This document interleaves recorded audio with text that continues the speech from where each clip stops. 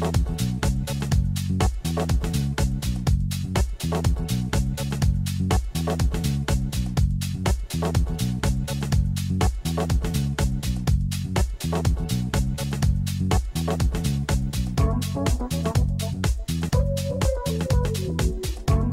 and welcome to Wired In, a new television show featuring different programs and information about Hampton City Schools.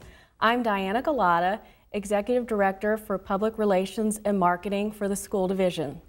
Today we are going to hear some information about our new Energy Conservation Program, and we are joined by Phil Melillo, Energy Specialist. Thanks for joining us today, Phil. It's a pleasure to be here. So tell us about this program from the very beginning. How did this all get started? The Energy Management Program is about 11 months in as of right now. It started with the division leadership team and the school board wanting to make sure that we are running our buildings as efficiently as possible. With budgets being tight, we want to reduce as much waste as we can. So they put out a request for proposal to energy management companies to begin to analyze our bills. We ended up teaming up with a company called Cenergistic to begin to analyze our buildings and make sure that everything we do is in the best interest of taxpayer dollars. So you are an energy specialist, and you are one of two energy specialists. So tell us what a typical day looks like for you, what you do from day to day for the division. The job itself really, I guess, has three main parts to it. The first part is the mechanical side, where we spend a lot of time monitoring the equipment, looking at the energy management system, and making sure that the machines inside the buildings are running as they should. The second part deals a lot with data analysis. We spend a lot of time looking at our utility bills, trending where our energy patterns are going, looking at weather versus occupancy, and really benchmarking our buildings per square foot and trying to figure out if they're running as efficiently as they can, and are there places where we can sort of streamline operations to save money. And I guess the third part would be working with the schools themselves, where we get into the buildings and we talk with the teachers and the administration and work with scheduling and occupancy and the way that they run their buildings day to day, so we can kind of make more efficient the way that things are done. So the way I understand it, sometimes when people see you coming, they worry about what you might say to them about the energy savings in the building, might run and turn off a light. So how does that conversation basically take place between you and a principal or you and a teacher about how they might be able to save energy for the division? Generally what we'll do is, especially during the days, we don't want to be intrusive to instruction, so we'll just watch more than anything else. We kind of make notes of what's going on in the building as teachers move from place to place, and make suggestions on audit forms and let the principals and the custodians know this is what we observed during the day. If we can sort of work on these types of things, it'll help increase the efficiency of your buildings.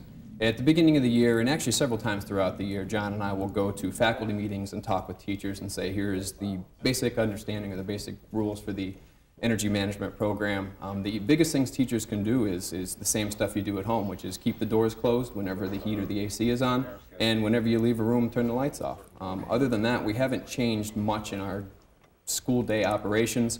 A lot of the things we do is behind the scenes. With as cold as it's been this winter, we spent a lot of time working with teachers on the condition of their rooms and how the rooms themselves are performing, what the temperatures are, how long it takes the rooms to come up in the morning, what happens when the kids get in, really trying to make sure that the rooms themselves are operating as they should. So from what I understand, you all have already had some great success with saving the division some money. I think you gave a report, you and John Coberly gave a report back in the fall to the school board about some of the cost avoidance or energy savings already for our taxpayers. So why don't you talk a little bit about that? The unofficial cost avoidance numbers through January are about $330,000. Unofficial being that we're still collecting some of the January bills and entering them into the system. And the cost avoidance numbers that not only include the amount that's on the bill, but it also takes into account things like weather and changes in occupancy if we upgrade machines. All of those kind of fit into the energy profile of the building. So what we do is more than just comparing this winter's bills to last winter's bills, because things like weather play a huge role in how much we use to maintain the temperatures we need to inside the buildings. And I'm new to Virginia, coming here from Missouri, so the way I understand it, this winter has been one of the worst winters we've had in a while. I've been here 9 years now, and in the 9 years, this is the coldest winter that I can remember in the area. As far as the numbers are concerned, when we compare to last year's numbers, the number of heating degree days are about 50% higher through January and December than they were last year. When we measure heating degree days, what we do is take a look at the temperature at which we need to use heat in a building, and that's usually around 60 degrees. It varies from building to building. And then every degree below that temperature counts as a heating degree day. Our average winters will be 35, 40 degrees during the daytime, enough for our systems to run pretty comfortably. We've had long stretches of temperatures under 30 degrees, which obviously has an effect on the way the machines run, how efficient they run, and the results inside the classroom. So it has been a particularly harsh winter for us in energy management. So basically everybody at home in the school division can expect a little bit higher bill this year? What we've seen so far through December and January is that we've seen a slight increase in, say, natural gas because our larger buildings run off a boiler, but it doesn't correspond to the degree day increase. What I mean is that we have seen a slight increase in, say, our natural gas bills, but not what you would expect from a winter that's been 50% cooler or colder. And that's in credit really to our teachers and our administrators working in the buildings to make sure that we're doing everything we can to minimize outside air into the classroom and keep doors closed so we can maintain space temperatures even though it might be 20 degrees outside. So it sounds like we've had a good year in terms of the energy conservation and some savings for the taxpayers. So moving forward and looking into the future, what are some goals that you and John have worked together to establish for the energy conservation program for Hampton City Schools? Really the first year, particularly through the summertime when we're shut down, this summer was a learning experience. We were trying to understand what it is the buildings do during the summer, how the custodians work, how after school and community activities use the building. So what we're going to do and what we've aimed to do, at least in the next 6 months as we get through spring break and then through the beginning of next school year, is really streamline how we use our buildings whenever they're unoccupied. Occupied generally means during the school days when they're full of kids. So the unoccupied times before and after school in the summertime when we're shut down over spring break, you know, there's been ways things have been run in the past where the buildings have been up at certain times, and we feel that we can streamline some of that and help reduce the amount of money it costs the division, particularly looking at which buildings we can operate the cheapest and then moving programs and locations to those buildings so that at the end of the day, when we get all the bills in for June or July, we can say, all right, well, we were able to save X amount of dollars because we were to move a program from a building that has a higher use per square foot than one that doesn't. So earlier you touched on what some folks can do at home, and for me personally, I'm very cold-natured, so during the winter I like to have the heat turned up pretty high in the house, which doesn't result in a great electric bill. It's usually quite high. So what are some tips that you could give to some of our patrons about how they could save money and save energy at home with different things that they could do? And I guess at home, one of the easiest ways to do is to get a programmable thermostat. The energy management system that we use for the school division works like a giant programmable thermostat where we set times for occupancy and the machines come on and turn off when there's nobody there. Same thing would be used in your home. Have the temperatures to where you're comfortable while you're there, but during the day when you're not there, have the temperatures set back a little bit to save some money. When you run your dishwasher and washing machine, if you use cold water more than hot water, you're going to save on the energy it takes to warm that water up. Changing your light bulbs out to compact fluorescence makes a big difference. There's actually a free version of the energy management program that we use online called mygreenquest.com.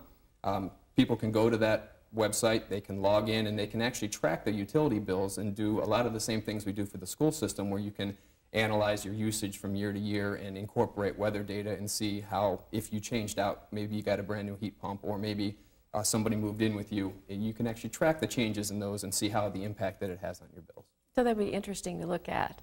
Before we close, I want to ask you a personal question, because you've been doing this about a year now, and you were a science teacher before. Correct. And then the athletic director. So what do you, so this seems to be a completely different job for you. So what has been some challenges for you personally, and what have you really liked about the new job? Moving away from the classroom and interacting with the kids every day was really the biggest change. And the first steps in that was going to athletic director, where I worked with them, you know, mostly with the kids after school on the athletic field, but, you know, a lot more with parents and with coaches and with adults. In the new job, it's even more removed from the students themselves and working mostly with principals and custodians and teachers. So each step in the journey has been a little bit of a change. The best part I like about it is that it's never the same thing. I mean, we might sit in front of a computer all day and enter utility bills one day and then spend the whole next evening working in buildings and making sure that systems are closed, and then working with teachers and custodians the day after that to try and make sure that the daily operations are running as they should. Mm-hmm. Okay, well, would you like to come back in the future, maybe in 6 months or a year from now, and tell us about some more savings or some different things that you all have done? Yeah, absolutely. The more press we get, and you know, being a former science teacher, I think it's important to make sure that we take as much care as we can to reduce our emissions and the carbon footprint that our school division leaves, particularly being a coastal community where we're seeing the effects of some extreme weather, which can be related to the amount of emissions from running buildings all year round. So absolutely, updates, you know, we update the data every month to make sure that we're tracking as we should. So the more information we can bring out, the better off we'll be. Well, we're lucky to have you working for the division, and thanks for joining us today. That was very interesting, a lot of information that I wasn't aware of, and I'm sure our patrons were not aware of as well. So please come back in the future. My pleasure. Okay. Thank you very much for joining us today, and as I said, we will have Phil come back in the future and probably joined by John Coberly, our other energy specialist. But thanks again for joining us today on Wired In.